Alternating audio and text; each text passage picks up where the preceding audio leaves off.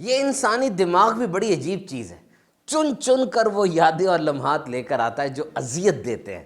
تو کیا ان پریشان کن سوچوں کو ڈیلیٹ کیا جا سکتا ہے؟ بظاہر تو ممکن نہیں ہے، لیکن آئیے ایک ٹریننگ لیتے ہیں کس طریقے سے ان سوچوں کے مضر اثرات کو کم سے کم کریں۔ نمبر 1، چینج دا اسکرپٹ کو چینج کر دیں۔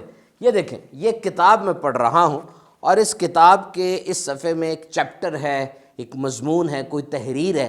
اچانک میں اتنے ڈھیر سارے صفحے پلٹ دیتا ہوں، اب یہ سامنے بالکل نیا چیپٹر ہے، بالکل نئی تحریر ہے۔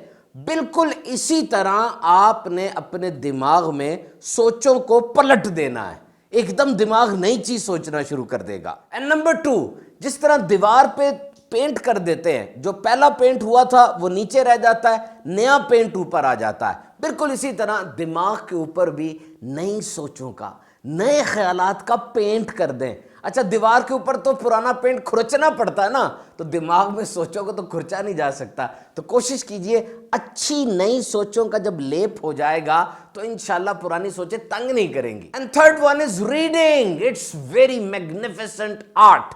ریڈنگ بڑا زبردست ایک چیز ہے جی۔ آپ جب ریڈنگ کرنا شروع کرتے ہیں تو آپ ایک نئی دنیا میں چلے جاتے ہیں اور وہ خیالات سے آپ کو چھٹکارا مل جاتا ہے۔ Try to live in present, ماضی میں نہیں، حال میں جینا سیکھیے۔ ماضی کو یاد رکھنا ضروری ہے، خاص طور پہ 2 باتوں سے۔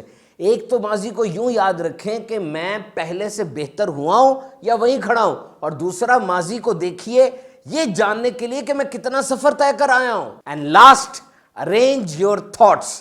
سن لیجئے، ساری پریشانی اور ٹینشن کا حل یہ ہے۔ دیکھیے، ہمارے دماغ میں سوچوں کی تہیں بنی ہوتی ہیں، لیئرز بنی ہوتی ہیں، بس کس سوچ کو نمبر 1 پہ رکھنا ہے، کس کو نمبر 2 پہ، کس کو نمبر 3 پہ، یہی ساری گیم ہے۔ اگر آپ سوچوں کو لیئرز کی صورت میں سجا کے رکھنا سیکھ لیں کہ کس سوچ کو کس نمبر پہ رکھنا ہے میں نے، تو آپ کا دماغ بڑے آرام سے فضول سوچوں کو ڈرین آؤٹ کر دے گا، باہر پھینک دے گا، اور اوپر انہی سوچوں کو رکھے گا جو کہ آپ کے مستقبل کے لیے فائدہ مند ہے۔